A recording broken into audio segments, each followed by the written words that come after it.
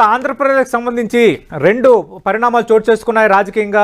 ఒకటి, కొత్తగా వైఎస్ఆర్ కాంగ్రెస్ పార్టీ నుంచి ఖాళీ అవుతున్న 3 స్థానాల్లో 3 రాజ్యసభ సభ్యుల అభ్యర్థులను వైఎస్ఆర్ కాంగ్రెస్ పార్టీ ప్రకటించింది. ఇక రెండోది, అటు ఎన్నికల కమిషన్, కేంద్ర ఎన్నికల సంఘం రాష్ట్రానికి వచ్చిన నేపథ్యంలో చంద్రబాబు నాయుడు, పవన్ కళ్యాణ్ కలిసి కొన్ని ఫిర్యాదులు చేశారు. దొంగ ఓట్లకు సంబంధించి, అటు ఓట్ల జాబితాలో తారుమారుకు సంబంధించి కొన్ని అంశాలు ప్రస్తావించారు. కౌంటర్గా వైఎస్ఆర్ కాంగ్రెస్ పార్టీ బృందం కూడా ఈసీని కలిసింది. తెలుగుదేశం పార్టీ చేస్తున్న ఆరోపణలు నిరాధారణమైనవి, బోగస్ ఆరోపణలు చేస్తున్నారు. అలాగే జనసేనకు గ్లాసు గుర్తు సింబల్ గుర్తింపు లేనిది ఎలా కేటాయిస్తారు, గుర్తింపు లేని జనసేనకు మీటింగ్ ఎట్లా పిలుస్తారంటూ కొన్ని అంశాలను ప్రస్తావించారు. ఒక రకంగా ఓటు ఫైట్ అన్న అంశం పార్టీల మధ్య ఒక రాజకీయ యుద్ధంగా మారింది అన్నది వాతావరణం కనిపిస్తోంది. దానికంటే ముందు వైసీపీకి సంబంధించి 3 రాజ్యసభ అభ్యర్థులకు సంబంధించిన అంశంపై మనం ఒక 5 నిమిషాలు మాట్లాడదాం. వైసీపీ నుంచి రాజ్యసభకు వెళ్లనున్న అభ్యర్థులను ఖరారు చేశారు సీఎం వైఎస్ జగన్. ఏపీ నుంచి సీఎం రమేష్, కనకమేడల రవీంద్ర కుమార్, వేమిరెడ్డి ప్రభాకర్ రెడ్డి పదవీకాలం పూర్తి కానుంది. ఈ క్రమంలో ఆ స్థానాలకు వైవి సుబ్బారెడ్డి, గొల్లా బాబురావు, జంగాలపల్లి శ్రీనివాస్ పేర్లను ఖరారు చేశారు జగన్. మనం ఒక్కసారి వీళ్ళ నేపథ్యం ఏంటి, వీళ్ళని ఎందుకు ఖరారు చేశారు, దారి తీసిన పరిస్థితులు ఏంటో నేను మీకు ఒకసారి పిన్ పాయింటెడ్గా వివరిస్తాను. ఒకసారి మనం 10 టీవీ స్క్రీన్ మీద మనం ఒకసారి చూద్దాం.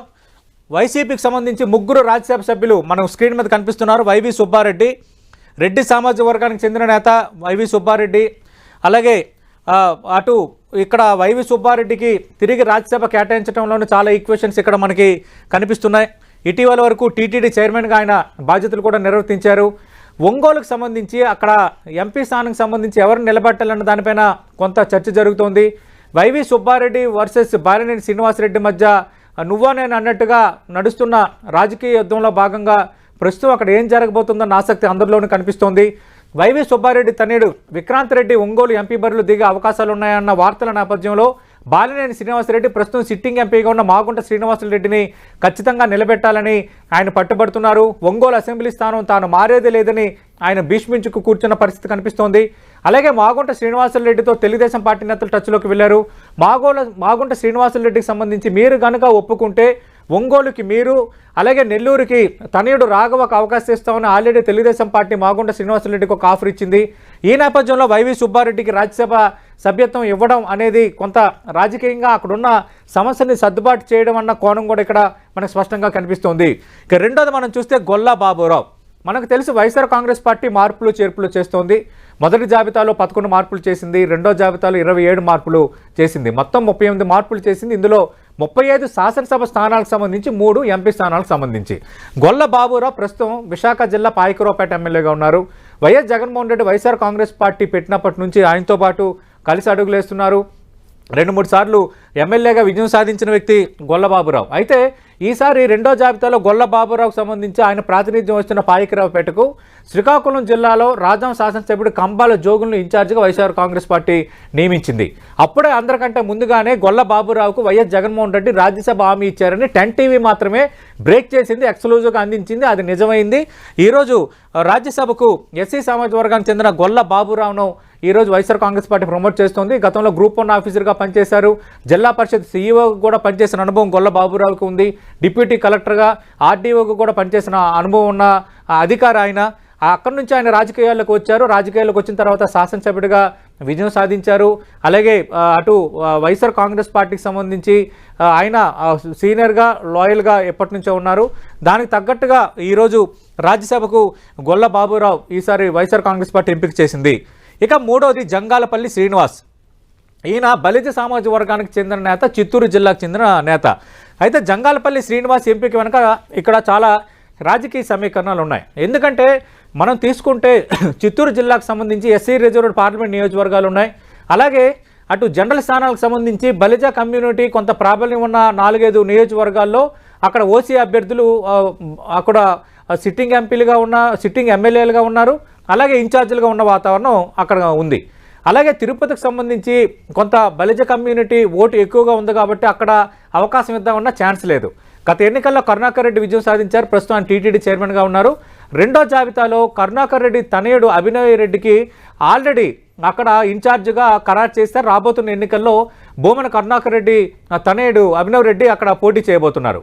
ఈ నేపథ్యంలో ఆల్రెడీ పార్లమెంట్ నియోజకవర్గాలు, ఎస్సీ రిజర్వ్ నియోజకవర్గాలు, జనరల్ సీట్లకు సంబంధించి అక్కడ దాదాపు రెడ్డి సామాజిక వర్గం నేతలే శాసనసభ్యులుగా ఉన్నారు.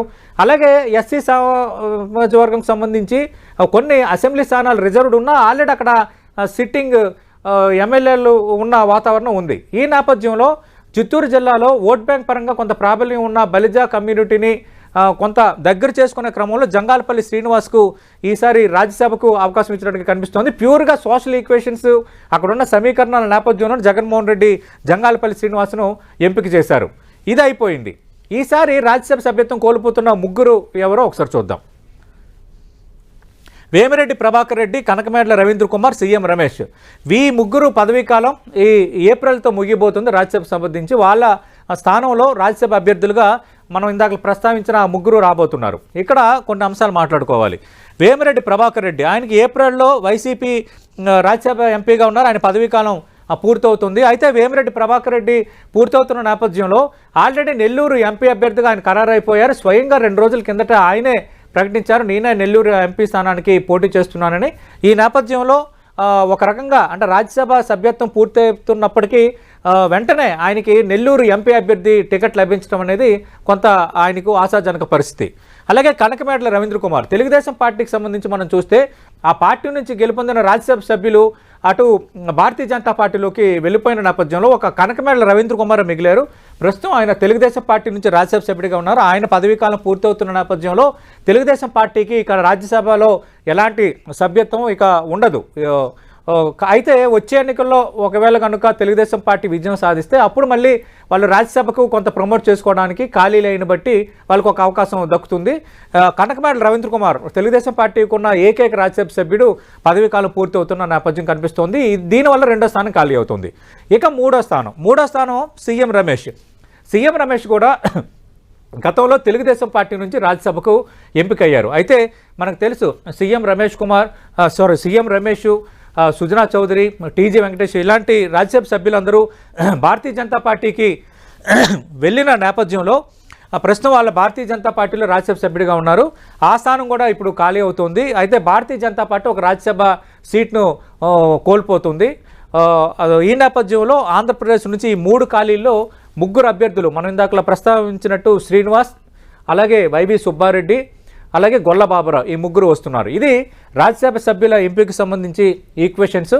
అలాగే త్వరలో జరగబోతున్న రాజ్యసభ ఎన్నికలకు సంబంధించి అక్కడ ఎమ్మెల్యేల ప్రాతిపదికన అక్కడ సీట్లు వచ్చే వాతావరణం ఉంటుంది కాబట్టి అటు 4 ఎమ్మెల్యేలకు సంబంధించి అనర్హత వేటు వేయాలన్న అంశాన్ని కూడా వైఎస్ఆర్ కాంగ్రెస్ పార్టీ రాజకీయంగానే మూవ్ చేసిందన్న చర్చ జరుగుతోంది. ఈ నేపథ్యంలో తెలుగుదేశం పార్టీ కూడా మరి మా పార్టీకి చెందిన 4 శాసనసభ్యులు మీకు అండగా ఉన్నారు, మీతో ఉన్నారు కదా, మేము కూడా వాళ్లకు ఎగ్నెస్ట్గా ఫిర్యాదు చేస్తామంటూ రాజకీయంగా మాట్లాడుతోంది.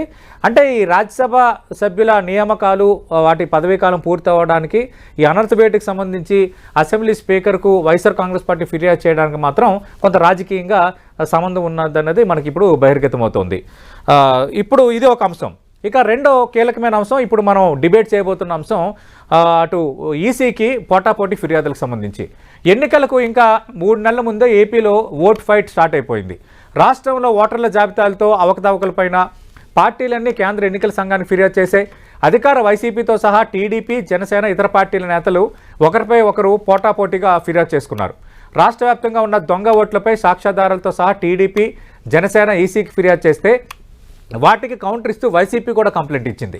ఇదే సమయంలో అధికారం కోసం ఇష్టారాజ్యంగా వ్యవహరిస్తున్నాయని ఒక పార్టీపై మరో పార్టీ ఫిర్యాదు చేయడం ప్రస్తుతం చర్చనీయాంశంగా మారింది. హాట్ టాపిక్గా మారిన ఇదే అంశంపై ఓటు ఫైటు అంశంపై 10 టీవీ ప్రైమ్ టైం డిబేట్లో మాట్లాడబోతున్నాం. చర్చలో పాల్గొంటున్నారు వైఎస్ఆర్ కాంగ్రెస్ పార్టీ నుంచి ఆ పార్టీ జాతీయ అధికార ప్రతినిధి, ఏపీ ట్రేడ్ ప్రమోషన్ కార్పొరేషన్ చైర్మన్గా ఉన్న రవిచంద్రారెడ్డి గారు, తెలుగుదేశం పార్టీ నుంచి ఆ పార్టీ జాతీయ అధికార ప్రతినిధి పట్టాభిరామ్ గారు, జనసేన నుంచి ఆ పార్టీ అధికార ప్రతినిధి శివశంకర్ గారు డిబేట్లో జాయిన్ అవుతున్నారు. రైట్, ఇదే అంశంపై మనం ఇప్పుడు మాట్లాడబోతున్నాం. శివశంకర్ గారు ఏం చెప్తారు సార్ ఈ ఓటు ఫైటు వ్యవహారానికి సంబంధించి? టీడీపీ మీరు కొన్ని అంశాలను ప్రస్తావిస్తున్నారు ఫిర్యాదుకు సంబంధించి. మీ ఫిర్యాదులపైన వైఎస్ఆర్ కాంగ్రెస్ పార్టీ కౌంటర్ ఇచ్చింది. ప్రధానంగా వాళ్ళ కౌంటర్లో మీ పార్టీకి సంబంధించి కొన్ని అంశాలు ప్రస్తావించారు. అవేంటంటే గుర్తింపు లేని జనసేన పార్టీని ఈసీ మీటింగ్కు ఎలా పిలుస్తారు, జనసేన గ్లాసు గుర్తును జనరల్ సింబల్గా గుర్తించడం చట్ట విరుద్ధం అని. ఈ 2 అంశాలపై ఫస్ట్ మీ కామెంట్ చెప్పండి సార్. సతీష్ గారు గుడ్ ఈవినింగ్ అండి. చర్చలో పాల్గొంటున్న రవిచంద్ర రెడ్డి గారికి, పట్టాభి గారికి, good evening sir. Sun TV ప్రేక్షకులందరికీ కూడా శుభ సాయంకాలం సార్. ఇప్పుడు జనసేన పార్టీ అన్న రికగ్నైజ్డ్ కాని పార్టీ, రిజిస్టర్డ్ పార్టీ, అది అందరికీ తెలుసు. రెండవది గాజు గ్లాస్ సింబల్ వాళ్ళకెందుకు అని అనడం అన్నది ఎలా ఉందంటే ఒక వెకిలి చేష్టలు అవి. ఓకే. ఎందుకంటే ఎలక్షన్ కమిషన్కి విధి విధానాలు ఉంటాయి, దానికి రూల్స్ ఉంటాయి. ఆ రూల్స్ ప్రకారం అది ఎవరికి ఏ సింబల్ కేటాయించాలో చేస్తుంది, ఎవరిని ఇన్వైట్ చేయాలో అది ఎలక్షన్ కమిషన్ తాలూకా డొమైన్. అది ఆ డొమైన్లోనికి వైసీపీ నాయకులు దూరిపోయి వాళ్ళని ఎందుకు పిలవడం, వీళ్ళని ఎందుకు పిలవడం అన్నది నేను అనుకుంటున్నది వెకిలి చేష్టలు, పిల్ల చేష్టలు అని అంటాను సతీష్ గారు. ఎందుకంటే ఈరోజు చీఫ్ ఎలక్షన్ కమిషనర్ రావడం, మా అధ్యక్షులు పవన్ కళ్యాణ్ గారు కానీ, తెలుగుదేశం జాతీయ అధ్యక్షులు నారా చంద్రబాబు నాయుడు గారు కానీ ఈ రాష్ట్రంలో జరుగుతున్నటువంటి బోగస్ ఓట్లు విధి విధానాలు, వాళ్ళ మోడూస్ ఆపరండి ఏంటి, ఏ రకంగా చేస్తున్నారు, ప్రజాస్వామ్యానికి ఇది ఏ రకంగా పెనుముప్పుగా పరిగణిస్తుంది, ఆధారాలతో సహా సంఘటనలతో సహా ఇవ్వడం జరిగింది. ఇంతకుముందు ఇచ్చిన ఫిర్యాదుకి మన స్టేట్ ఎలక్షన్ కమిషన్ ఇచ్చిన రిప్లైలో 5 లక్షలు ఆల్రెడీ తొలగించామని అన్నారు. 15 లక్షలు బోగస్ ఉన్నాయని కంప్లైంట్ ఇస్తే 5 లక్షలు తొలగించామంటే వాట్ అబౌట్ అదర్స్? అలాగే బోగస్ ఓట్లు లేనట్టు మాట్లాడుతున్నారు వైసీపీ నాయకులు. మరి వీళ్ళ కొడాలి నాన్నగారే గతంలో బోగస్ ఓట్లు ఉన్నాయని చెప్పారు. మరి ఆయన అడగండి. అలాగే సాక్షాత్తు election commission of India September 23లో అనౌన్స్ చేసింది అరౌండ్ 27 lakhs బోగస్ ఓట్లు ఆంధ్రప్రదేశ్లో ఉన్నాయని చెప్పేసి, దానికి ఆధారాలతో సహా ఇచ్చింది. ఇదంతా ఏంటంటే ఎలక్ట్రల్ ఓటర్ లిస్ట్ ప్యూరిఫై చేయాలి, క్లీన్ చేయాలి. ఫెయిర్ అండ్ ఫ్రీ ఎలక్షన్ జరగాలంటే ఓటర్ లిస్ట్ అన్నది చాలా పునాది లాంటిది. కాబట్టి వాటి మీద ఎలక్షన్ కమిషన్ ఫిర్యాదు చేసే హక్కు ప్రతి ఒక్క రాజకీయ నాయకులకు ఉంటుంది, సంఘ సంస్కర్తలకు ఉంటుంది, వాలంటరీ ఆర్గనైజేషన్కి ఉంటుంది. వీళ్ళందరితో కూడా ఎలక్షన్ కమిషన్ స్టేక్ హోల్డర్స్ అందరితో కూడా చర్చలు జరుపుతుంది. దాన్ని మీరు ఈ నాయకులు ప్రశ్నించడం ఏంటంటే ప్రజాస్వామ్యాన్ని అపహాస్యం చేయడమే, అంతకుమించి. ఎందుకంటే ప్రజాస్వామ్యం అంటేనే వీళ్ళకి చాలా దీని చులకనగా ఉంటుంది, వీళ్ళకి మంట, వీళ్ళకి ఎంతసేపు నియంత్రణతో పోకడంటే చాలా ఇష్టం. ఆ రకంగా వీళ్ళు గాజు గ్లాస్ గుర్తెందుకు, అదెందుకు, ఇదెందుకు, ఇది ఆడలేక మధ్యల ధరువు సరిగా లేదన్నట్టు ఇవన్నీ ఎందుకు?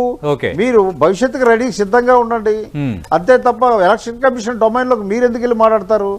మమ్మల్ని రెచ్చగొట్టడం తప్ప అందులో ఏ రకమైన పసలేదు వాళ్ళ వాదనలో. రైట్. రవిచంద్ర రెడ్డి గారు, మీరు చేస్తున్న వాదనలో ఎలాంటి పసలేదు, ఆడలేక మధ్యలో ఉన్నట్టుగా ఉంది, పిల్ల చేష్టల్లా కనిపిస్తుంది అంటున్నారు శివశంకర్ గారు. ప్రధానంగా గుర్తింపు లేని జనసేన పార్టీని ఈసీ మీటింగ్కి ఎలా పిలుస్తారని మీరెట్లా డిసైడ్ చేస్తారు?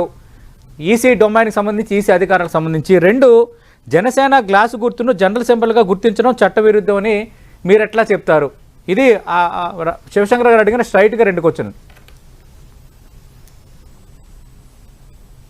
సార్ నమస్కారం. సతీష్ గారు నమస్తే సార్. మీకు, శివశంకర్ గారికి, పట్టాభి గారికి, అలాగే టెంటివ్ ప్రేక్షకులందరికీ నమస్కారం. సార్, ఇప్పుడు బాగా చదువుకున్న వ్యక్తి, ప్రభుత్వంలో పనిచేసిన వ్యక్తి, ముఖ్యంగా శివశంకర్ గారికి రూల్స్ తెలియవని కాదు, కానీ రూల్ బుక్ ని ఫాలో కమ్మని మేము చెప్పడం, దాన్ని ఒక మా అప్లికేషన్ ఏదైతే ఇచ్చామో, మేము ఏదైతే లెటర్ రూపంలో ఇచ్చామో, రూల్ బుక్ ని ఫాలో కావాలి. గుర్తింపు లేని పార్టీల్ని ఈసీ సమావేశానికి అంటే రిజిస్టర్డ్ పార్టీలు వేరు, గుర్తింపు పొందిన పార్టీలు వేరు సార్. గుర్తింపు లేని పార్టీల్ని సాధారణంగా ఎలక్షన్ కమిషన్ పిలవు సార్. ఇప్పుడు జనసేనకు వచ్చిన ఓట్ పర్సెంట్తో జనసేన గుర్తింపు లేని పార్టీగా ఖచ్చితంగా నమోదై ఉంది, అంటే ఓన్లీ రిజిస్టర్డ్ పార్టీగా ఉంది.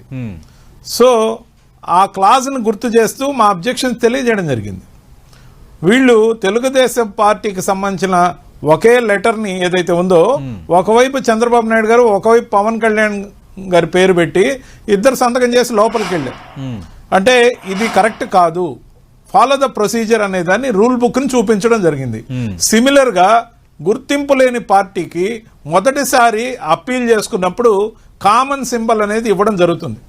మొదటిసారి అప్పీల్ చేసుకున్నప్పుడు ఇచ్చిన కామన్ సింబల్ ప్రకారం పొందిన ఓట్లతో అది గుర్తింపు పొందిందా లేదా అనే దానికి ఉన్న గైడ్ లైన్స్ ప్రకారం కామన్ సింబల్ ఫర్దర్ ఎలక్షన్ లో ఇవ్వచ్చా ఇవ్వకూడదా అనేది తెలుస్తుంది.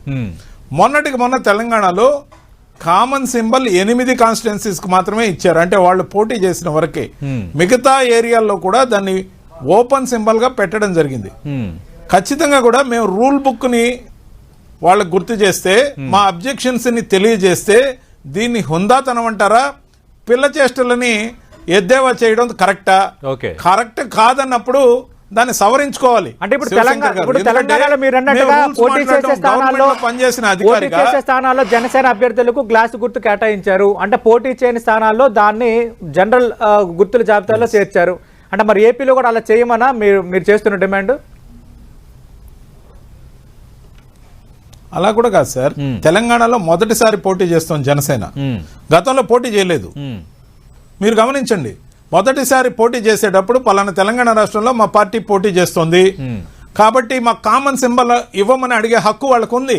కానీ ఆంధ్రప్రదేశ్ లో గతంలో ఆల్రెడీ పోటీ చేసింది, వాళ్ళు గుర్తింపు పొందలేదు కాబట్టి ఖచ్చితంగా కూడా కామన్ సింబల్ కోరుకునే హక్కు వాళ్ళకు ఉంటే, హక్కుగా కాదు ఓన్లీ అప్పీల్ గా మాత్రమే ఉండాలి. కాబట్టి మా అబ్జెక్షన్స్ మేము తెలియజేసాం, రూల్ బుక్ ను ఫాలో కమ్మన్నాం. దీంట్లో ఎటువంటి తప్పు లేదు కదా అంటున్నాం. రైట్. ఖచ్చితంగా అది కూడా నేను ప్రస్తావిస్తాను. పట్టాభిరామ్ గారు, మీరు కూడా దాదాపు ఒక 8 అంశాలు బేస్ చేసుకుంటూ చాలా ఫిర్యాదులతో ఈరోజు ఈసీని కలిశారు. అయితే Telugu Desam party my party website పేరుతో టీడీపీ ఓటర్ల ప్రొఫైలింగ్ చేస్తోంది. 175 స్థానాలకు సంబంధించి కోనేరు సురేష్ అనే వ్యక్తి ఏ విధంగా ఒకరే ఫిర్యాదు చేస్తారు, అక్కడున్న బిఎల్ఓలు కదా ఫిర్యాదు చేయాలి. ఇది వైఎస్ఆర్ కాంగ్రెస్ పార్టీ మిమ్మల్ని ఉద్దేశించి చేస్తున్న ఆరోపణలు. దీనికి సంబంధించి మీ దగ్గర సమాధానం ఏంటి సార్? సతీష్ గారు నమస్కారం అండి. మీకు ప్యానెల్లో ఉన్నటువంటి పెద్దల శివశంకర్ గారికి, మిత్రులు రవిచంద్రారెడ్డి గారికి, టీవీ5 ప్రేక్షకులందరికీ కూడా నమస్కారం. టీవీ10 సార్, మీరు అడిగేటటువంటి ప్రశ్నకి జవాబు చెప్పే ముందు ఇందాక రవిచంద్రారెడ్డి గారు పవన్ కళ్యాణ్ గారి గురించి, అదేవిధంగా ఏదో చంద్రబాబు నాయుడు గారు సంతకం చేసిన లెటర్ మీద ఆయన కూడా పక్కన ఏదో ఒక చిన్న సంతకం పెట్టి ఎన్నికల కమిషనర్ గారిని కలవటానికి ఏదో ఆ సమావేశ మందిరంలోకి దూరిపోయారని చెప్పి చాలా, అంటే ఆ రకంగా మాట్లాడటం అనేది సమంజసం కాదు. ఎందుకంటే వాస్తవాలు తెలుసుకుని మాట్లాడాలి. ఇప్పుడు నేను మీకు ఒక పిక్చర్ చూపిస్తాను. నా దగ్గర కాపీ ఉంది.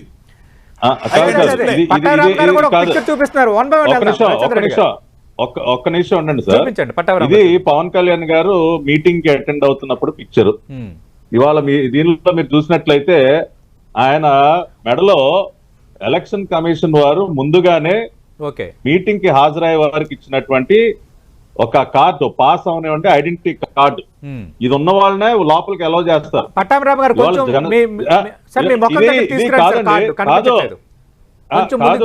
రవిచంద్రారెడ్డి గారు చెప్తున్నది ఎలా ఉందంటే, అసలు పవన్ కళ్యాణ్ గారికి ఆహ్వానమే లేదు, చంద్రబాబు నాయుడు గారితో కలిసి ఏదో దూరిపోయారు ఆయన మీటింగ్ హాల్లో అని చెప్తా ఉన్నారు. అటువంటిది ఏమి లేదండి. జనసేన పార్టీకి కూడా ఆహ్వానం అందింది. వారు ముందు రోజే ఇదిగో ఈ రకంగా పవన్ కళ్యాణ్ గారికి ఐడెంటిటీ కార్డు పంపించారు. ఈ కార్డు ఉన్నవారిని ఆ హోటల్ ప్లేస్ లోకి అలౌ చేశారు. కాబట్టి with proper invitation from the election commission, both the leaders Nara Chandrababu Naidu గారు, పవన్ కళ్యాణ్ గారు ఇద్దరు కలిసి వెళ్లారు. ఇద్దరు కలిసి ఇదిగోండి డ్రాఫ్ట్ చేసినటువంటి రిప్రజెంటేషన్, ఇదేదో పక్కన ఏదో చిన్న సంతకం పెట్టేశారు పవన్ కళ్యాణ్ గారు అని చెప్తున్నారు. ఇదిగోండి ఇద్దరు చక్కగా 2 పార్టీల నాయకులు ఇద్దరు కలిసి సంతకాలు పెట్టారు. ఇద్దరు నాయకుల్ని ఎలక్షన్ కమిషన్ ఆహ్వానించింది. కాబట్టి ఆ రకంగా వాస్తవాలు గ్రహించకుండా మాట్లాడటం అనేది సమంజసం కాదు. రెండోది, ఇవాళ వైసీపీ నాయకులు చేస్తున్నటువంటి ఆరోపణలు ఏవైతే ఉన్నాయో, పదే కోనేరు సురేష్ గారు అని మాట్లాడతారు. ఇవాళ దాపరికం ఏంటంటే, కోనేరు సురేష్ గారు మా party legislature TDLP Telugu Desam legislature పార్టీకి ఆయన ఆఫీస్ సెక్రటరీ. అదే విధంగా ఈ ఎలక్ట్రల్ రోల్స్ ఏవైతే ఉన్నాయో, ఈ ఎలక్ట్రల్ రోల్స్ లో జరుగుతున్నటువంటి అవకతవకలకు సంబంధించి మేము ఒక ప్రత్యేక విభాగాన్ని మా పార్టీ ఆఫీస్ లో అరేంజ్ చేసాం. ఎందుకంటే 2019లో మేము వైఎస్ఆర్ కాంగ్రెస్ పార్టీ చేసినటువంటి అవకతవకల వల్ల చాలా నష్టపోయాం. ఆ రోజు మేము గ్రహించలేకపోయాం.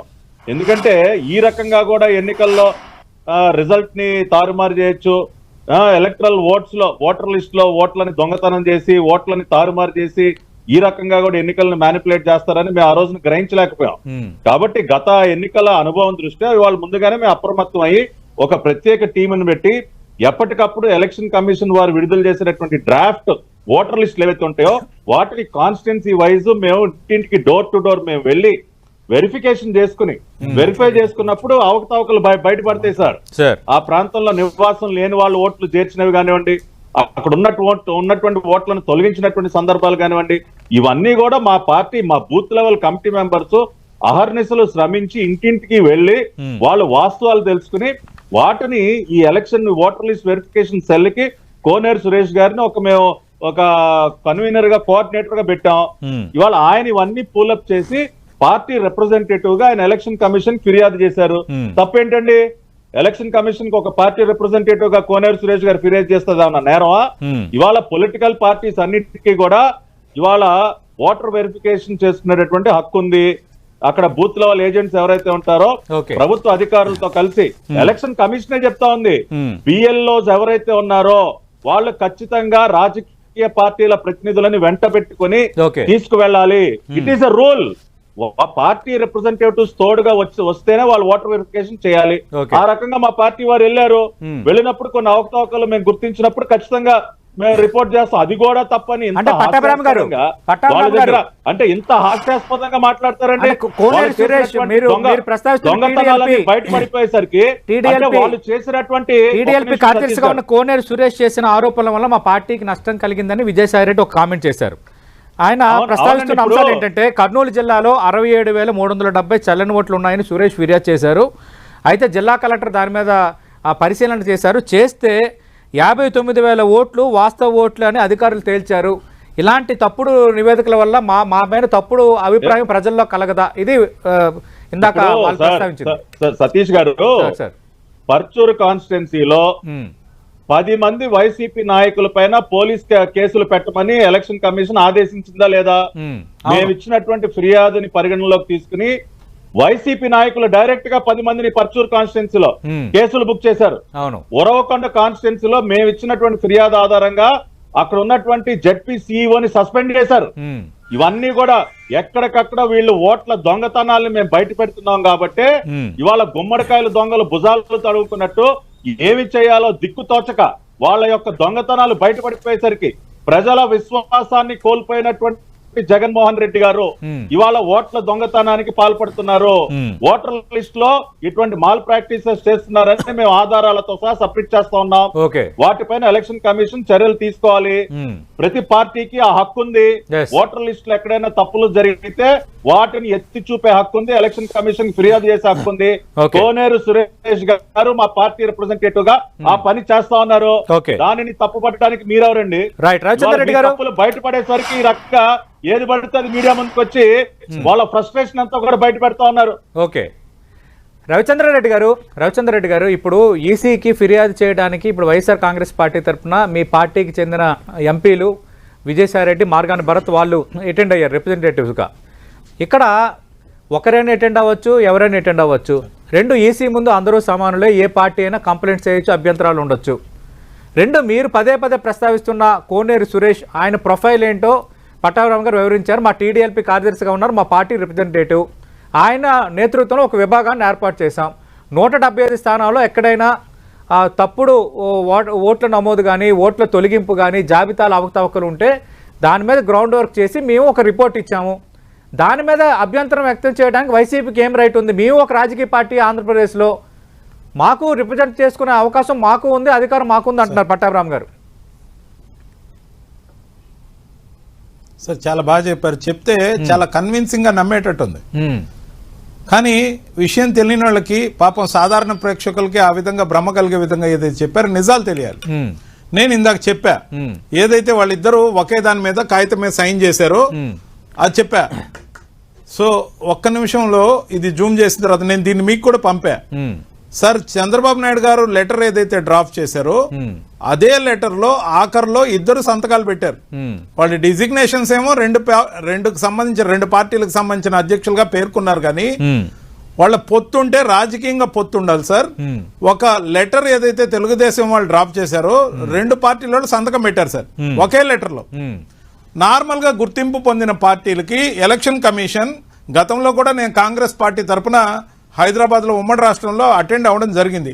ఇద్దరికి పర్మిషన్స్ ఇస్తారు సార్, అటెండ్ కావడానికి ఇద్దరికి పర్మిషన్స్ ఇస్తారు. ఓకే. ఆ ఇద్దరికి పర్మిషన్స్ ఇచ్చే రెండో మనిషి కోసం పవన్ కళ్యాణ్ ని చంద్రబాబు నాయుడు గారు జడ్జ్ చేసుకొని తీసుకెళ్లారు. ఇది రూల్ ఫాలో కావడం కాదు, రూల్ వైలేట్ చేయడం, మిస్లీడ్ చేయడం. అంటే అఫ్ కోర్స్ వాళ్ళు అడగచ్చు, కింద డిజిగ్నేషన్ ఆయనదే వేసాం కదా, మా పార్ట్నర్ అని వేయలేదు కదా అని చెప్పి దబాయించవచ్చు.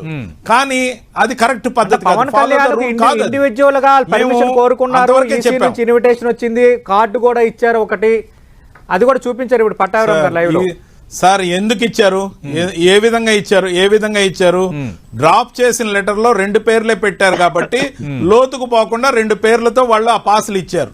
అంటే అసలు 2 పాసులు తెలుగుదేశం పార్టీ వాళ్ళకే ఇవ్వాలి, 2 పాసులు జనసేనకు ఇచ్చే అర్హత కాదు. ఒక్క పాస్ అయినా ఇవ్వాలంటే వాళ్ళు సపరేట్ లెటర్ డ్రాప్ చేయాలి. ఆల్రెడీ హ్యాండ్ ఇన్ హ్యాండ్ అది. సరే నేను ఒక్క మాట చెప్తా. నెక్స్ట్ దొంగ ఓట్ల గురించి సార్, హైదరాబాద్ లో, నిజాంపేటలో, కూకట్పల్లిలో అనేక ప్రాంతాల్లో మీ ఓట్లు నమోదు చేసుకోండి. ఎప్పుడు సార్ ఇది? హైదరాబాద్ ఎలక్షన్స్ అయిపోయాక, అంటే మొన్న జనరల్ ఎలక్షన్స్ తెలంగాణ అయిపోయాక మీరు ఓటు ఆంధ్రాలో లేకుంటే నమోదు చేసుకోండి, మీకు ఉన్నాయా లేదో ఇక్కడ చెక్ చేసుకోండి. మీకు మేము సర్వీస్ ప్రొవైడర్స్ అని లోన్ ఫెసిలిటేట్ చేసే వాళ్ళలాగా చెట్ల కింద దుకాణాలు పెట్టారు సార్, ఎల్లో బ్యానర్ వేసి. అంటే ఇక్కడ మీ ఓటు ఉన్నా ఇప్పుడు ఇక్కడ వేసేసారు కాబట్టి ఆంధ్రప్రదేశ్ లో మీ ఓటు చేర్చుకోండి. అంటే వీళ్ళు ఈ రోజు మేము ఏదైతే అడిగామో ఎలక్షన్ కమిషన్ ని, తెలంగాణలో ఓట్లు వేసిన పౌరులు ఎవరు, ఆంధ్రప్రదేశ్ లో ఓట్లు వేయకూడదని ఏదైతే అడిగామో వీళ్ళు అసలు అడగలేదు sir. What those people are thinking, Telugu Desam people ఏమనుకుంటున్నారంటే పార్టీ వాళ్ళు మొత్తం తెలంగాణలో ఉన్న సెటిలర్స్ అందరూ కూడా ఆంధ్రప్రదేశ్ లో తెలుగుదేశం వాళ్ళ సొంతం అనుకుంటున్నారు. అది నిజమై ఉంటే కాంగ్రెస్ ఒక్క దగ్గరైనా గెలిచి ఉండాలి. కానీ అన్ని దగ్గర హైదరాబాద్ సిటీ మొత్తం బీఆర్ఎస్ గెలిచింది. వీళ్ళు ఇచ్చిందేమో మద్దతు కాంగ్రెస్ పార్టీ. టీడీపీ ఈసీ అడిగిన అంశాల్లో ఒకటి ఏంటంటే ఇతర ప్రాంతాలకు వెళ్లిన వారికి ఓటు వేసే అవకాశం ఇవ్వాలని వాళ్ళు అడుగుతున్నారు. మీరు అడుగుతుంది ఏంటంటే తెలంగాణలో పార్లమెంటు, ఏపీ అసెంబ్లీ తెలంగాణలో ఒకసారి ఓటు వేసిన వాళ్ళకి సార్, తెలంగాణలో ఒకసారి ఓటు వేసేసాం, అక్కడ రాష్ట్ర ప్రభుత్వం సంగతి వాళ్ళు ఓటు వేశారు కాబట్టి ఇక్కడ కూడా వేయాలి. దీని తర్వాత రాజస్థాన్ లో అవకాశం ఉంటే అక్కడ కూడా వేస్తారు మా వాళ్ళు, అన్ని దగ్గరలో ఓటు వేస్తారు.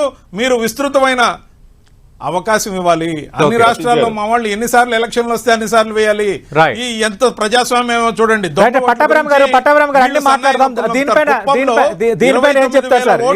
ఓట్లు తీయించిన తర్వాత వాళ్ళకి ఆశలు ఆవిరైపోయినాయి. ఓట్లు తీయించిన తర్వాత వాళ్ళ ఆశలు ఆవిరైపోయినాయి. రవిచంద్ర రెడ్డి గారు, ఒక్క నిమిషం. పట్టాభిరామ్ గారు, దీనిపైన అంటే ఆల్రెడీ తెలంగాణలో ఓటు వేసిన వాళ్ళు మళ్ళీ ఇక్కడ ఓటుకి వినియోగించుకోవాలన్నది తెలుగుదేశం పార్టీ, జనసేన ప్లాన్ అని అటు రవిచంద్ర రెడ్డి గారు రేజ్ చేస్తున్నారు. ఒక పాయింట్ మీరు కూడా ఈ రోజు ప్రస్తావించిన వాటిలో ఇతర ప్రాంతాలకు వెళ్లిన వారికి ఓటు వేసే అవకాశం ఇవ్వాలన్నారు. Point number 1. Point number 2, YSR Congress party ఫిర్యాదుల్లో పేర్కొన్నది తెలంగాణలో పార్లమెంట్, ఏపీలో అసెంబ్లీ ఎన్నికలు ఒకేసారి నిర్వహించాలని. ఎందుకంటే తెలంగాణలో ఉన్న ఏపీ సెటిలర్స్ ఇక్కడికి రాకుండా ఉండాలన్న అభిప్రాయం అందులో వ్యక్తమవుతుంది. ఇది లాజికల్ గా కుదిరేదైనా ఇక్కడ ఓటుకు వినియోగించుకునే వాళ్ళు అక్కడ ఓటుకు వినియోగించుకోవచ్చు. సతీష్ గారు ఎంత చైల్డిష్ గా మాట్లాడుతున్నారంటే, సరే వారు చేసినటువంటి ఆరోపణ పైన నేను వాస్తవాలు తెలియజేయాలి కాబట్టి చెప్పండి. మేము హైదరాబాద్ లో అంటే మా పార్టీ సింపథైజర్స్ గాని ఎవరైతే ఒక ప్రక్రియ, ఓటర్ ఎన్రోల్మెంట్ ప్రక్రియ ఏదైతే చేపట్టారో అది దేనికోసం అంటే ఆంధ్రప్రదేశ్ లో నివాసం ఉండేటటువంటి వారు అనేక మంది హైదరాబాద్ లో ఉద్యోగ రీత్యా కానివ్వండి, చదువుల రీత్యా గాని అక్కడ ఉంటారు. ఇప్పుడు చాలా మంది అక్కడ తెలంగాణలో ఓటు హక్కు లేకపోయినా అక్కడ తెలంగాణలో ఉద్యోగాలు చేసుకుంటూ ఉండరా? ఎంతమంది ఐటీ జాబ్స్ లో ఎంతమంది ఉన్నారు? చదువు రీత్యా ఎంతమంది వెళ్ళి ఉంటారు సార్? ఆంధ్రప్రదేశ్ లో స్థిర నివాసం ఉన్నటువంటి వారు కేవలం ఉద్యోగ రీత్యా, చదువుల రీత్యా హైదరాబాద్ కి వెళ్ళినటువంటి వారు ఎవరైతే ఉన్నారో వారందరూ కూడా మీరు ఓటర్స్ గా ఎన్రోల్ కండి, ఎవరైనా లేకపోతే ఓటర్స్ గా ఎన్రోల్ కండి అని అది ఒక కార్యక్రమం. తప్పే ఉందండి దానిలో. అంటే హైదరాబాద్ లో, తెలంగాణ రాష్ట్రంలో హైదరాబాద్ లో కేవలం తెలంగాణ వారే ఉండాలని ఏమైనా ఉందా? మిగతా రాష్ట్రాల నుంచి కూడా ఉంటారు కదా. రెండోది, ఎలక్షన్ కమిషన్ అంత కళ్ళు మూసుకుపోయి ఉండదండి. ఒక రాష్ట్రం ఇవాళ ఉన్నటువంటి సాఫ్ట్వేర్ తో తెలంగాణ రాష్ట్రంలో ఓటు ఉండి మళ్ళీ ఆంధ్రప్రదేశ్ లో కూడా ఓటు ఉంటే ఈజీగా డిటెక్ట్ చేయొచ్చు. అవన్నీ అలౌ చేయరు. ఇప్పుడు ఒక ఆధార్, ఒక మనిషి పేరుతో గాని, నేమ్ తో గానీ, ఆధార్ నెంబర్ తో గానీ దేంతో అయినా ఒక రాష్ట్రంలో ఓటు ఉండి మళ్ళీ ఇంకొక రాష్ట్రంలో ఓటు ఉంటే గనక ఆటోమేటిక్ గా డిలేషన్ లోకి వెళ్ళిపోతాయి, అది యాక్సెప్ట్ చేయదు. కాబట్టి మా ఉద్దేశం అక్కడ ఓటేసి మళ్ళీ ఇక్కడికి వచ్చి ఓటేయమని కాదు మేము చెప్పింది. ఎవరైతే ఆంధ్రప్రదేశ్ రాష్ట్రానికి చెందినటువంటి వారు హైదరాబాద్ లో ఉన్నారో మీరు దయచేసి ఓటర్స్ గా నమోదు కండి, రేపు జరగబోయేటటువంటి ఎన్నికల్లో ఓటేయండి అని మాత్రమే మేము ఒక క్యాంపెయిన్ టేకప్ చేసాం. దానిని వీళ్ళు రకరకాలుగా దానిపైన బురద జరుగుతారు. ఒక్క నిమిషం ముగిస్తా ఉన్నా. వైఎస్ఆర్ కాంగ్రెస్ పార్టీకి ఏంటంటే ఎవరు కూడా నిజమైనటువంటి ఓటర్లు ఎవరు ఓట్లు వేయకూడదండి. వచ్చి వీళ్ళు తరలించి వీళ్ళు తయారు చేసినటువంటి దొంగ ఓటర్లే వచ్చి దొంగ ఓట్లు వేయాలి. తిరుపతి బై ఎలక్షన్ లో మనం చూసాం కదా, తమిళనాడు నుంచి బస్సులు ఫేక్ ఓటర్ ఐడి కార్డు సృష్టించి మరీ ఓటర్లు తీసుకొచ్చారు. కాబట్టి వీళ్ళకి కావాల్సింది అటువంటి ఓటర్లు సార్. నిజమైనటువంటి ఓటర్లు వస్తే వీళ్ళకి ఎవరు ఓట్లేరు కదా, అది వాళ్ళ భయం. ఖచ్చితంగా దేశంలో ఈ ఒక్క మాట ఏంటండి, ఖచ్చితంగా ఈసారి దేశంలో ఏ రాష్ట్రంలో ఎక్కడున్నా సరే ఆంధ్రప్రదేశ్ లో ఓటు ఉన్నటువంటి ప్రతి ఒక్కరూ కూడా ఈసారి వచ్చి ఓటు వేయాలి. ఇక్కడ జరుగుతున్నటువంటి దుర్మార్గపు పాలనని గద్దె దింపాలి. రైట్. శివశంకర్ గారు, మీరు గతంలో మిగతా రాష్ట్రాలకు సంబంధించి ఎన్నికల పరిశీలకుడు వెళ్ళారు, రిటర్నింగ్ అధికారి కూడా వ్యవహరించిన అనుభవం మీకు ఉంది. ఇప్పుడు దీనికి సంబంధించి ఏం చెప్తారు సార్? ఇది ఇక్కడ ఏంటంటే ఇతర ప్రాంతాలకు వెళ్ళిన వారికి ఓటు వేసే అవకాశం ఇవ్వాలన్న దానిని వైఎస్ఆర్ కాంగ్రెస్ పార్టీ పెడార్థాలు తీస్తోంది. ఆల్రెడీ మిగతా రాష్ట్రాల్లో ఉన్న ఓటు హక్కు ఆంధ్రప్రదేశ్లో ఉన్న వాళ్ళు చాలామంది ఉన్నారు, మా ఉద్దేశం అదని టీడీపీ చెప్తోంది. కాదు, ఆల్రెడీ తెలంగాణలో ఓటు వేసిన వాళ్ళకి కొందరికి ఆంధ్రప్రదేశ్లో కూడా ఓటు హక్కు ఉంది, వాళ్ళని కూడా తిరిగి రప్పించి ఓటు వేసే ప్రక్రియకు టీడీపీ జనసేన తెరలైపోయాయనేది రవిచంద్రారెడ్డి గారు చెప్తోంది. ఇది పాసిబుల్లేనా? ఒకవేళ అదే నిజమైతే అప్పుడు ఈసీ కళ్ళు మూసుకుని ఉన్నట్టుగానే అనుకోవాలి. Point number 1. 2, మీ పార్టీకి చెందిన నేత నాగబాబు ఆయన ఇక్కడ ఓటు వేసిన తర్వాత ఆంధ్రప్రదేశ్లో ఓటు హక్కు కోసం మళ్ళీ అప్లై చేసుకున్న అంశం కొంత వివాదం కూడా అయ్యింది. దీనిపై ఏం చెప్తారు సార్? సతీష్ గారు, ఇక్కడ ఎవరికి ఓటు హక్కు, ఏ రకంగా ఓటు హక్కు ఎన్రోల్మెంటు, ఇది పీపుల్స్ రిప్రజెంటేటివ్ యాక్ట్ 1951లో క్లియర్ కట్గా ఉన్నది, రూల్స్ ఫ్రేమ్ అయ్యాయి. సో అదేది ఇప్పుడు 1951 యాక్ట్ దగ్గర నుంచి ఈ రోజు వరకు అమలు అవుతూ వస్తూ ఉన్నాయి. ఇప్పుడు కొత్తగా పెట్టిన రూల్స్ కాదు అవి. ఇప్పుడు దాన్ని కొత్త ఇష్యూలు ఎందుకు చేస్తున్నారు అని అంటే, వీళ్ళు ఆ అంశాన్ని ఎందుకు లేవనెత్తుతున్నారు అంటే, వీళ్ళు చేసే ఈ బ్యాక్ డోర్ థింగ్స్ అన్నిటినీ కూడా కప్పిపుచ్చుకోవడానికి ఈ అంశాన్ని తీస్తున్నారు. అంతకుమించి పసలేదు వాళ్ళ దాంట్లో. ఇప్పుడు హైదరాబాద్లో ఉద్యోగం చేస్తూ వాళ్ళ ఓటు హక్కు ఇక్కడ ఎన్రోల్మెంట్ చేయడానికి ఇక్కడ రెసిడెన్స్, ఇతని ప్రాపర్టీస్, ఎవ్రీథింగ్ ఇక్కడ ఉండేటప్పుడు ఎన్రోల్ చేసుకునే హక్కు ఉంటుంది. ఇప్పుడు రెండోది, అక్కడ ఇక్కడ ఉండేటట్టయితే అది ఈజీగా ఐడెంటిఫై అవుతుంది. ఇప్పుడు ఒక కొత్తగా ఎన్రోల్మెంట్ చేసుకునేటట్టయితే ఆధార్తో చెక్ చేస్తారు. ఇప్పుడు ఇవన్నీ కాదండి. అసలు నేను ఒక సూటి ప్రశ్న, ఫ్రీ అండ్ ఫెయిర్ ఎలక్షన్స్కి రవిచంద్రారెడ్డి గారు సమర్థిస్తారా లేదా చెప్పమనండి. ఎందుకు ఇవన్నీ తిప్పుతున్నారు? ఫ్రీ అండ్ ఫెయిర్ ఎలక్షన్స్ కావాలా వద్దా ఆ పార్టీకి? అదే అడుగుతున్నాయి ప్రతిపక్షాలు, చంద్రబాబు నాయుడు గారు కానీ, మా అధ్యక్షులు పవన్ కళ్యాణ్ గారు కానీ. ఫ్రీ అండ్ ఫెయిర్ ఎలక్షన్ ఏదైతే రాజ్యాంగం మనకి కల్పించిన హక్కు, అది అమలు చేయమని ఎన్నికల అధికారులను అడుగుతుంది, ఎలక్షన్ కమిషన్ అడుగుతుంది. దాంట్లో వీళ్ళెందుకు తప్పు పడుతున్నారు? అలాగే కోనేరు సురేష్ గారు కంప్లైంట్ చేశారు, ఆయన మీద కేసులు పెట్టాలి. ఇది ఎక్కడ లాజిక్ సతీష్ గారు? మన చట్టాల్లో, రాజ్యాంగాల్లో కంప్లైనెంట్కి, విట్నెస్కి ఏదైనా రక్షణ కావాలంటే ఇవ్వాలి, ప్రభుత్వ బాధ్యత అది. కంప్లైనెంట్కి, విట్నెస్కి ఇద్దరికే ప్రివిలేజెస్ ఉంటాయి చట్ట ప్రకారం. మరి సాక్షాత్తు ఒక రాజ్యసభ ఎంపీ చెబుతున్నాడు, ఆయన మీద కేసు పెట్టాలంటున్నారు. అరే అసలు ఏమిటండి ఇది? జోక్ ఆఫ్ ఆల్ టైమ్స్ మీరు మాట్లాడేది. ఇది కరెక్ట్ కాదు. One more point to add, ఏదైనా అంశాలు ఉంటే మీరు రిప్రజెంట్ చేసుకోండి. ఓకే రవిచంద్ర రెడ్డి గారు, ఒక పాయింట్ అన్న, రవిచంద్ర రెడ్డి అని ఒక్క జస్ట్ వన్ పాయింట్ చెప్తాను తర్వాత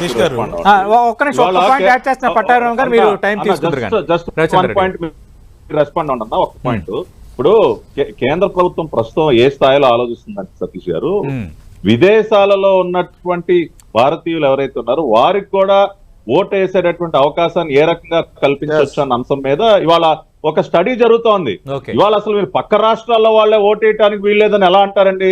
ఇతర దేశాల్లో ఉన్న వారికి కూడా అటువంటి అవకాశాన్ని ఏ విధంగా కల్పించాలి, భారత ప్రజాస్వామ్య వ్యవస్థలో వారిని కూడా ఒక భాగస్వామిగా ఎలా చేయాలి అని వాళ్ళ కేంద్రం ఆలోచిస్తోంది. అంత దూరాన్ని మనం ఉంటే ఈ రకంగా మాట్లాడటం అనేది కరెక్ట్ కాదండి.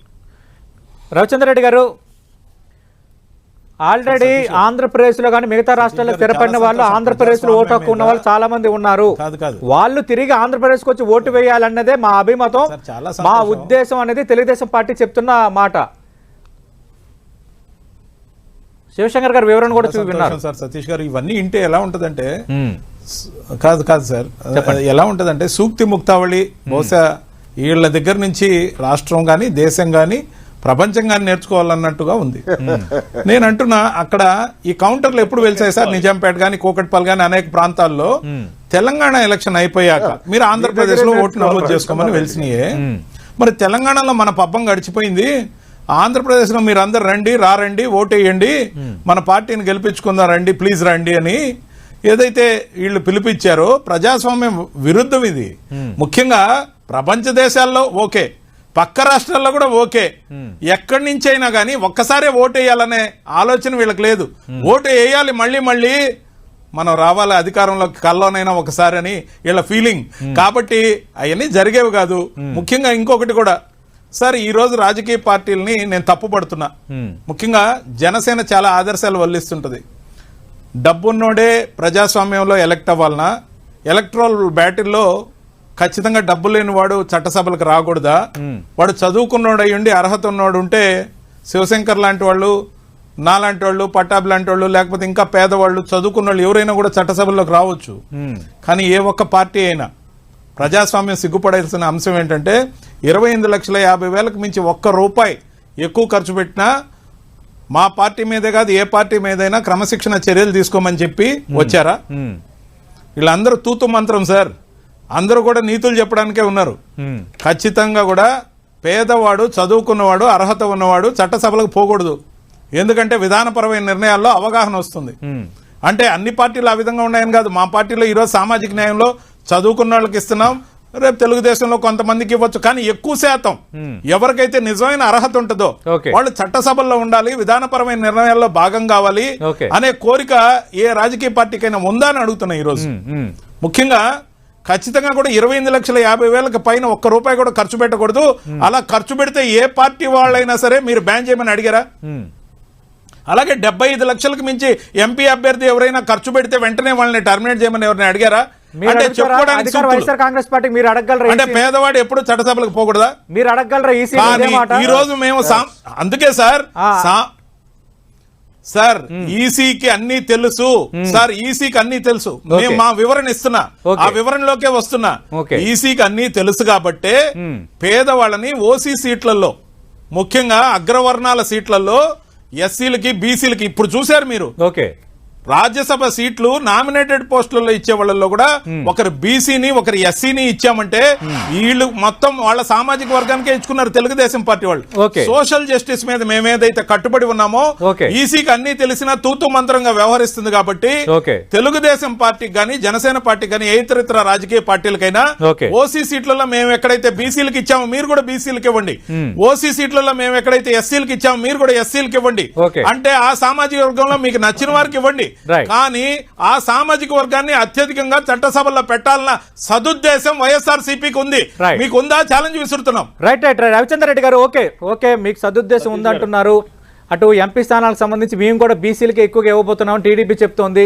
బీసీలకు అత్యధిక వర్గాలకు కానీ ఎంత ఎక్కువ చేస్తే అంత మంచిది, అది ప్రజాస్వామ్యాన్ని కూడా మంచిదే, అది ఓకే. కానీ మీరు ఎలా చేస్తే వాళ్ళ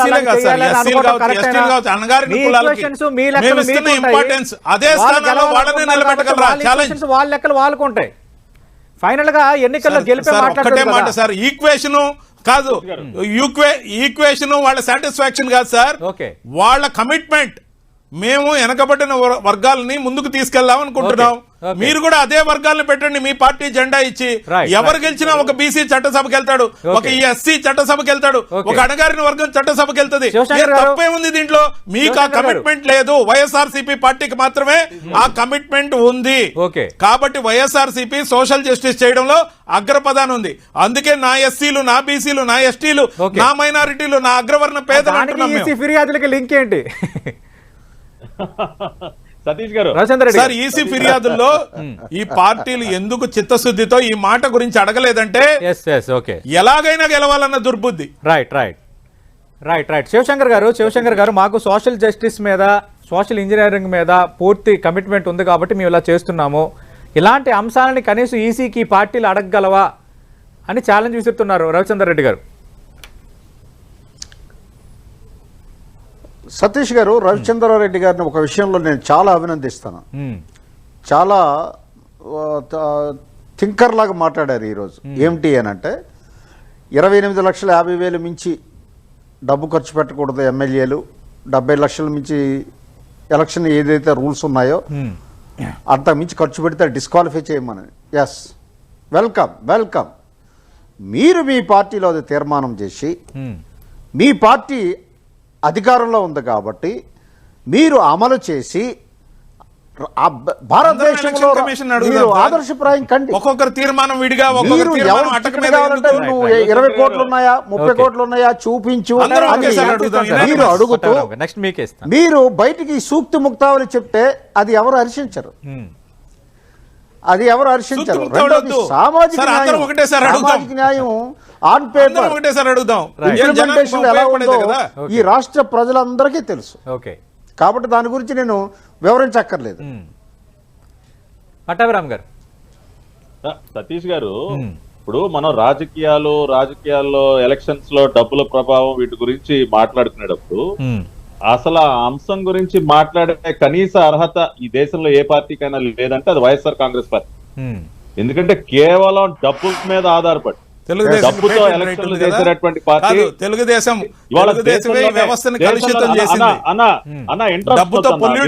కదా మీరు మాట్లాడారు, నేను విన్నాను.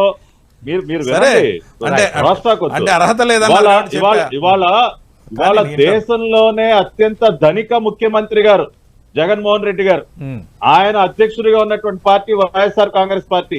ఇవాళ ఓపెన్ గా మాట్లాడుకునేది ఏంటంటే సతీష్ గారు, కాన్స్టిట్యున్సీకి 20 కోట్లు వచ్చేసినాయి అన్న. మాకు ఆల్రెడీ మా జగనన్న గారు పంపించేశారు. 20 కోట్లు ఆల్రెడీ పార్కింగ్ అయిపోయింది.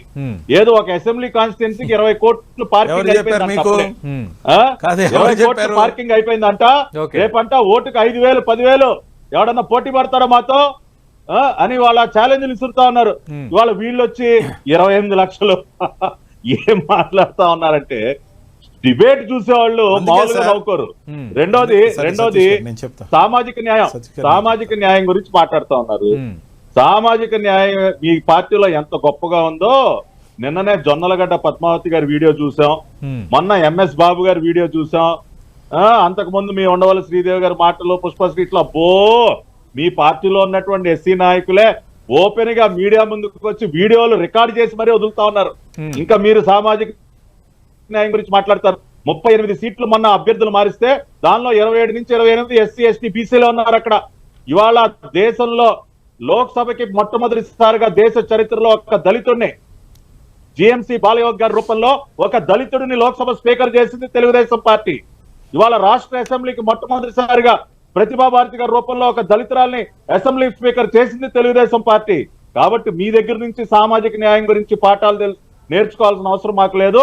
కనీసం ఒక ఉప ముఖ్యమంత్రి నారాయణ స్వామి, ఒక వెనకబడినటువంటి వర్గానికి చెందినటువంటి వ్యక్తి, కనీసం కుర్చీ కూడా వేయరు. మీరు డాయస్ మీద కుర్చీ కూడా వేయరు. ఇవాళ టీటీడీలో వాళ్ళు బీసీల గురించి మాట్లాడతారు. మేము గతంలో ఒక బీసీని టీటీడీ చైర్మన్ చేస్తే వాళ్ళు 5 సంవత్సరాలు మొత్తం రెడ్డి సామాజిక వర్గమే, 4 సంవత్సరాలు చిన్నాన్న, ఇంకో సంవత్సరం బంధువు. టీటీడీ చైర్మన్ పదవికి మీకు వెనకబడిన వర్గాల వారు కనపడరా? భగవంతుని సేవ చేయడానికి వెనకబడినటువంటి వర్గాల వారికి అర్హత లేదా? మీరు సామాజిక న్యాయం గురించి మాట్లాడతారు. రెండోది సతీష్ గారు, ఇవాళ మేము ఒక 10 పేజీల రిప్రజెంటేషన్, ఎందుకంటే ఇవాళ క్రూషియల్ సబ్జెక్ట్ ఇది. ఇవాళ ఎలక్షన్ కమిషన్ కలిసిన సందర్భంలో మేము కొన్ని ప్రధానమైనటువంటి అంశాలను లేవనెత్తి అవి కూడా తెలియజేయాలి. ఒకటి, ఇవాళ ఇక్కడ ఉన్నటువంటి అధికారులు ఎవరైతే అంటే ప్రభుత్వానికి సరెండర్ అయిపోయినటువంటి కొంతమంది అధికారులు, ఉదాహరణకి చంద్రగిరి కాన్స్టిట్యున్సీలో సతీష్ గారు దాదాపు 50,000కు పైగా దొంగోట్లు అక్కడ నమోదయ్యని చెప్పి మేము ఫిర్యాదు ఇస్తే కనీసం ఎంక్వైరీ చేయకపోయేసరికి మా ఇన్ఛార్జ్ అక్కడ పులివర్తి నాని గారు పెట్రోల్ పోసుకోవాల్సిన పరిస్థితి ఏర్పడింది సార్ ఒంటి మీద. ఇవాళ అంత దారుణంగా కొంతమంది అధికారులు, ఏదో అధికార పార్టీకి కొమ్ము కాస్తున్నటువంటి అధికారులు ఎవరైతే ఉన్నారో వాళ్ళపైన చర్యలు తీసుకోవాలి. అదేవిధంగా స్థానిక సంస్థల ఎన్నికల్లో మనం చూసాం కదండి ఎంత రౌడీయిజం చేసి నామినేషన్లు కూడా వేయకుండా రౌడీయిజం చేశారో. కేంద్ర బలగాల్ని ఇక్కడ తీసుకొచ్చి ఫ్రీ అండ్ ఫెయిర్ ఎలక్షన్ జరిగే విధంగా చేయాలి. అదే విధంగా కొంతమంది ఇప్పుడు టీచర్స్ ఉన్నారు సార్, టీచర్స్ ఎలక్షన్ విధుల్లోకి వద్దు అని చెప్పడానికి వీళ్ళెవరు సార్? ఎందుకంటే అంత భయం అంటే మీరు నెలల వాళ్ళకి జీతాలు ఇవ్వట్లేదు కాబట్టి వాళ్ళని రాష్ట్ర రంపాన్ని పెడుతున్నారు కాబట్టి మీరు భయపడతా ఉన్నారా? ఇవాళ ఉపాధ్యాయులు దేశవ్యాప్తంగా ప్రతి రాష్ట్రంలో ఉపాధ్యాయులు ఎన్నికల విధుల్లో వాళ్ళు పాల్గొంటూ ఉంటే ఎందుకు వాళ్ళని పక్కన పెడతా ఉన్నారు? అంతా మా వాళ్ళే అనుకున్నటువంటి వాలంటీర్లు చేయాలి. వాళ్ళు ఉపాధ్యాయులు వద్దంటున్నారు, మీరు వాలంటీర్లు సచివాలయ ఉద్యోగులను ఎలక్షన్ డ్యూటీకి దూరంగా ఉంచాలని మీరు సార్. విజయసాయి రెడ్డి గారు ఏమన్నారు? 90% మంది మా పార్టీ కార్యకర్తలే అని విజయసాయి రెడ్డి గారు అన్నారా లేదా? అటువంటి వారిని ఎలక్షన్ విధుల్లో ఎలా ఒప్పుకుంటాం సార్? వాళ్ళు ఒకటే సార్, విశ్వాసాన్ని కోల్పోయి కేవలం దొంగోట్లతో గెలవాలని చెప్పి వైసీపీ ప్రయత్నం చేస్తోంది. ప్రతి ఒక్క భారత రాజ్యాంగం కల్పించినటువంటి ఓటు హక్కు దక్కాలని చెప్పి తెలుగుదేశం పార్టీ పోరాడుతా ఉంది. ఖచ్చితంగా తప్పుడు ఫామ్ పైన మేము ఖచ్చితంగా పోరాడుతాం. ఇది డిబేట్ అండి, డిబేట్ ఇది. సో ఉపన్యాసం కంటిన్యూ అయ్యడం బాగా అనిపించదు. నేను అనేది డయాసుల మీద మాట్లాడుకుందాం. నేను అనేది ఒక్కటే ఇప్పుడు సామాజిక న్యాయం గురించి వర్లరామయ్య గారిని విజయవాడ బ్యారేజ్ దాకా మాట్లాడండి రవిచంద్ర రెడ్డి గారు. విజయవాడ బ్యారేజ్ దాకా తీసుకొచ్చి ఏమార్చి కనకమేడల రవీంద్రబాబు గారికి ఇచ్చి సామాజిక వర్గం సార్ చంద్రబాబు నాయుడు గారి దృష్టిలో బీసీలు అంటే బాబు క్యాస్ట్, వేరే ఏ అర్థం ఉండదు. మా దృష్టిలో బీసీలు అంటే బ్యాక్ బోన్ క్యాస్ట్. మేము నిర్వచించాం, ఆచరిస్తున్నాం. మాలో చిత్తశుద్ధి ఉంది. మేము చెప్పింది అమలు చేసేవాళ్ళం, చెప్పింది ఏమార్చేవాళ్ళు తెలుగుదేశం పార్టీ నాయకులు. వాళ్ళు అమ్ముకుంటున్నారు, మేము అందరినీ ఆదరిస్తున్నాం. ఇంత తేడా ఉంది. కాకపోతే ప్రతి దాన్ని కూడా ఏదో ఒక రకంగా ప్రచారాస్త్రంగా తీసుకుని నేను ఇచ్చిన ఛాలెంజ్ కి ఈరోజు ఒప్పుకోలేదు. నేను ఇచ్చిన ఛాలెంజ్ ఏంటి? మేము ఇస్తున్న ఎస్సీ బీసీ సీట్లు, ఓసీ సీట్లలో ఏవైతే ఇస్తున్నామో మీరు కూడా మీకు ఇష్టం వచ్చిన అభ్యర్థిని, మీరు సెలెక్ట్ చేసుకున్న అభ్యర్థిని, ఉమ్మడి అభ్యర్థిని ఖచ్చితంగా కూడా ఎస్సీ స్థానాల్లో మేము పెట్టిన వాళ్ళకి ఎస్సీలని, బీసీ స్థానాల్లో మేము పెట్టిన వాళ్ళకి బీసీలకి ఇస్తే అదే సామాజిక వర్గాలు చట్టసభలకు వస్తారు. మీకు ఆ దమ్ముందా? వాళ్ళ మీద కమిట్మెంట్ ఉందా అని అడుగుతున్నా, ఛాలెంజ్ విసురుతున్నాం. లేదంటే మీకు కమిట్మెంట్ లేదని మేము ప్రజల్లో ప్రూవ్ చేస్తాం సార్. ఓకే రైట్ దానిపై అడిగిన ఛాలెంజ్ కి రెస్పాండ్ అవ్వమనండి. రైట్ రవిచంద్ర రెడ్డి గారు మీరు లేవనెత్తిన అంశం రాజకీయంగా డిబేటబుల్లే. అయితే ఇప్పుడు మీరు ఆల్రెడీ మార్పులు చేర్పులు చేసి కొన్ని అనౌన్స్మెంట్ చేస్తున్నారు. రేపు పొద్దున టీడీపీ జనసేన లిస్టులు వచ్చిన తర్వాత ఈ లిస్టులు కంపారిజన్స్ బీసీలకు ఎవరెంత ఇచ్చారు, ఎస్సీలకు ఎంత ఇచ్చారు, ఇచ్చారు, జనరల్ స్థానాలు కూడా ఈ లెక్కలపై ఉమ్మడి అభ్యర్థిని ఓసీ స్థానాల్లో ఇస్తే విధానపరమైన చట్టసభకు పంపిద్దాం. మీకు అడుగుతున్న మీరే సమాధానం చెప్పాలి. వాలంటీర్లు సచివాలయ ఉద్యోగులను ఎలక్షన్ డ్యూటీకి దూరంగా ఉంచాలని టీడీపీ అంటుంది. ఉపాధ్యాయులకు ఈసారి అలాంటి బాధ్యతలు ఇవ్వద్దన్న దాన్ని మీరు తెర ముందుకు తెస్తున్నారు. ఇప్పుడు ఈసీ ఇష్టం కదా, ఈసీ అనేది డిసైడ్ చేస్తుంది రేపు పొద్దున్న ఎన్నికల సిబ్బంది ఎవరున్నారు ఏంటి అనేది సీఎస్ తో కాంటాక్ట్ అవుద్ది. ఒక్కసారి ఎలక్షన్ కోడ్ వచ్చిన తర్వాత ముఖ్యమంత్రి మంత్రులతో సంబంధం ఉండదు సార్. 100% సతీష్ గారు, వాలంటీర్లు అనే వాళ్ళు ఎలక్షన్ డ్యూటీలో ఉండలేరు. ఎందుకంటే they are not government employees, they are doing duty with honorarium. So clear. ఇకపోతే సచివాలయ ఉద్యోగులు గవర్నమెంట్ ఉద్యోగులు. సో గవర్నమెంట్ ఉద్యోగులు ఉండకూడదు అనే దానికి వాళ్ళకి రైట్ లేదు. టీచర్లు ఎందుకు ఉండద్దు అన్నామంటే టీచర్లకు చాలా డ్యూటీలు పెట్టాం సార్. విద్యార్థులకి గతంలో వచ్చినా రాకపోయినా వాళ్ళకి జీతాలు ఇవ్వడం కాకుండా మేము ఆ చర్యలు చేశాం కాబట్టి వాళ్ళ మీద పాపం వీళ్ళ ఆశాభావంతో ఉన్నారు. అంటే మేము ఇచ్చిన ఫెసిలిటీస్ అన్ని విద్యార్థులకు చేరాలని మేము కోరుకున్నాం కాబట్టి వాళ్ళకి అటెండెన్స్ కంపల్సరీ పెట్టాం కాబట్టి బయోమెట్రిక్ పెట్టాం కాబట్టి వాళ్ళలో వ్యతిరేకత వచ్చింది అనుకున్నారు, కానీ టీచర్ల ఎమ్మెల్సీలు మేమే గెలిచాం. ఓకే సార్, టీచర్ల ఎమ్మెల్సీలు మేమే గెలిచాం, అది కూడా గుర్తుపెట్టుకోవాలి. మీరు అంటున్నారు వాళ్ళ మీద బాధ్యతలు ఉన్నాయని. ఎన్నికల డ్యూటీ 2-3 రోజులు ఉంటుంది కదా రవిచంద్ర రెడ్డి గారు, ఎన్నికల డ్యూటీ 2-3 రోజులు. సతీష్ గారు సార్ ఒక మాట సార్, టీచర్లు విద్యార్థులకి టీచర్లు విద్యార్థుల ఉత్తమ భవిష్యత్ కోసం రాజకీయాలకు అతీతంగా ఉండాలనుకుంటున్నాం. ఆ డ్యూటీ అవసరం లేదనుకున్నాం మేము. కాదు సార్, అది ఈసీకి తెలీదా? ఎన్నికల డ్యూటీ చేసినంత మాత్రాన వాళ్ళ రాజకీయాలతో సార్ ఈసీకి మేము పెట్టిన అప్పీల్ సార్, మా కోణం ఏదైతే ఆలోచన ఉందో ఓకే కాదు సార్, మా ఆలోచన కోణం మేము ఈసీ ముందు పెట్టాం. Okay okay right right. No మీరు గవర్నమెంట్ ఉద్యోగులను వద్దంటున్నారు కదా, సచివాలయం ఉద్యోగులు గవర్నమెంట్ ఉద్యోగులు చెప్పొచ్చు, కానీ అందులో వ్యాలిడిటీ ఎంత అనేది కూడా ఖచ్చితంగా చర్చనీయాంశం కదా. శివశంకర్ గారు ముగించే ముందు ఏం చెప్తారు సార్? సార్, మా గవర్నమెంట్ ఒక నిర్ణయం తీసుకుంది, వాళ్ళ ప్రభుత్వ అధికారులు కాబట్టి దాన్ని ఈసీకి నివేదించాం. Let that finalise. ఎవరిని ఉపయోగించుకోవాలి, ఎవరి చేత చేయించాలన్నది అది ఎలక్షన్ కమిషన్ తాలూకా ప్రెరగేటివ్ అండి, వాళ్ళ డిస్క్రిప్షన్. గవర్నమెంట్ బాధ్యత కాదు అది, నెంబర్ 1. రెండవది ఏంటంటే వీళ్ళ ఎత్తుగడలు ఎలా ఉన్నాయంటే, ఈ మహిళా కానిస్టేబుల్ అని సచివాలయంలో వీళ్ళు అపాయింట్ చేస్తూ వాళ్ళని కొన్ని బూతులు ఇన్ఛార్జీల కింద వేశారు. అసలు హోంశాఖే పోలీస్ డిపార్ట్మెంట్ వాళ్ళని గుర్తించట్లేదు మహిళా కానిస్టేబుల్ కింద. వాళ్ళని పెట్టడంలో వీళ్ళ ఉద్దేశం ఎత్తుగడలు అర్థమైంది. సచివాలయం ఉద్యోగస్తులు పెట్టడం అర్థమైంది. వాలంటీర్లు ఎలా ఉపయోగించాలన్నది కూడా విడమర్చి ఈసీకి తెలియచేయడం జరిగింది. సో ఈసీ డెసిషన్ తీసుకోవాలి. It is up to the EC ఎవరిని ఎలక్షన్ డ్యూటీలు ఇవ్వాలి, ఎవరి చేత చేయించాలంటే ఈసీ నిర్ణయం. Right right right. Thank you Shivashankar గారు, రవిచంద్ర రెడ్డి గారు. సమయం కూడా శంకర్ గారు చెప్పేది ఎలా ఉందంటే సార్, సతీష్ గారు ఆడలేనమ్మ మధ్యలో ఓడు అన్నట్లుంది. వాళ్ళు ఇంతమంది కలిసి వచ్చినా మేము డిబేట్ ప్రారంభంలో శివశంకర్ గారు వాడే డైలాగు, డిబేట్ ఎండింగ్ లో మీరు వాడే డైలాగు, ఇద్దరు వాడారు డైలాగ్ ప్రారంభంలో. Right right. Thank you Shivashankar గారు, థ్యాంక్ యూ పట్టాభిరామ్ గారు, థ్యాంక్ యూ రవిచంద్ర రెడ్డి గారు. అటు ఓటు ఫైట్ అన్నట్టుగా ఆంధ్రప్రదేశ్ వ్యవహారం ఉంది, మరి ఈసీ ఎలా రెస్పాండ్ కాబోతుంది అనేది ఆసక్తికరం. ఇది